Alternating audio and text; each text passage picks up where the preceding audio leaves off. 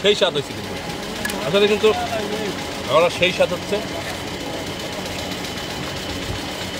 মাছ নেবে না ভাই আজ আপনি যে খাবার খাচ্ছেন সেই স্বাদ খাবার সাক্ষাৎকার নিলেন আপনার অনুভূতিটা কেমন?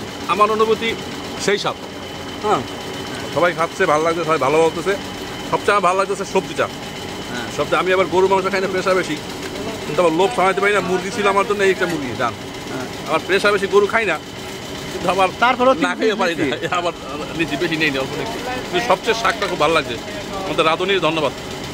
প্রিয় ভিউয়ার্স এই ভাইয়ের অনলাইনে ইনকাম দেয় কিন্তু এত সব খাওয়া আমাদের আপনারা বিষয়টা মাথায় রাখবেন। এর পরের বার ইনকাম দিয়ে কী খাওয়াবো এবার হচ্ছে ভেড়া কারণ ভেড়ার মাংস খাওয়াবো ঠিক আছে। উনি অন্য পিবিএস থেকে আসছে এবং চলেও যায় তো খাওয়ার কারণে পিবিএস থেকে কিন্তু যাচ্ছে না আমার তো রুচি আছে কম